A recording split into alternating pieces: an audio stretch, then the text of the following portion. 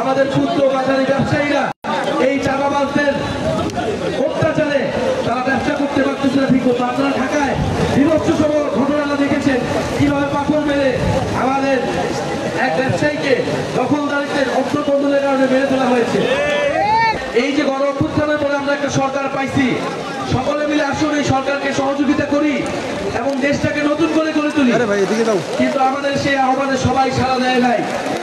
কেউ কেউ শুধু ক্ষমতা চাইছে, শুধু দ্রুত নির্বাচন চাইছে, সংস্কার তাদের কাছে আর গুরুত্বপূর্ণ মনে হয় নাই। কিন্তু আমরা বলছি সংস্কার লাগবে, আওয়ামী লীগের বিচার লাগবে এবং একটা নতুন সংবিধান লাগবে। সংস্কার, বিচার, নতুন সংবিধানের মাধ্যমে আমরা দেশটাকে পুনর্গঠন করব। দেশের অর্থনীতি, দেশের সংস্কৃতি সবকিছুকে আমরা নতুন করে যাব। ওয়ালটন এখন দেশের সীমানা পেরিয়ে পৌঁছে গিয়েছে 50টিরও বেশি দেশে। ওয়ালটন, ঘরে ঘরে বিশ্বজুড়ে। বলে আমরা তার জন্য এখন লড়াই করতেছি।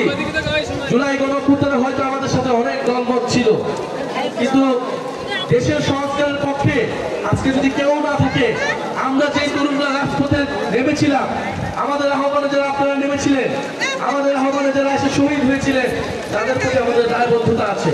আমরা রাজপথ থেকে সরে যেতে পারি না। ঝড় বৃষ্টি যা কিছুই হোক না কেন, আমাদের রাজপথে আমাদের লড়াই চালিয়ে যেতে হবে। প্রিয় বন্ধুগণ, আমরা এসেছি আপনাদের কাছে সেই নতুন দেশ গড়ার আহ্বান দিয়ে, সেই শহীদের রক্তের মূল্য শোধ করার আহ্বান দিয়ে, জুলাই ঘোষণাপত্র এবং জুলাই সনদ বাস্তবায়নের দাবি নিয়ে ইনশাআল্লাহ আমরা প্রত্যেকটা জেলায় যাব। ঝড় বৃষ্টি সব কিছুকে উপেক্ষা করে আমরা আপনাদের সাথে থাকবো। আমরা রাজপথে আছি, আমরা থাকবো। আপনাদেরকে চাঁদাবাজ, দখলদার, দুর্নীতিবাজদের থেকে মুক্ত করতে গণঅভ্যুত্থানের নেতৃত্ব এবং জাতীয় নাগরিক পার্টির নেতৃবৃন্দ সবসময় মুক্তিতে লড়াই করবে।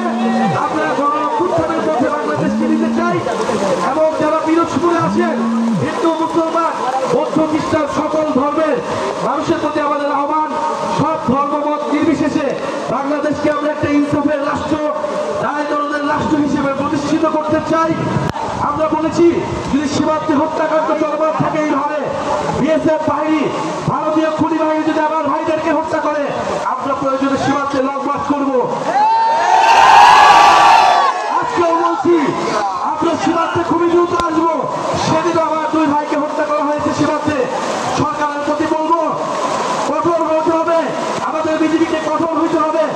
সীমান্তে জনগণ প্রস্তুত আছে।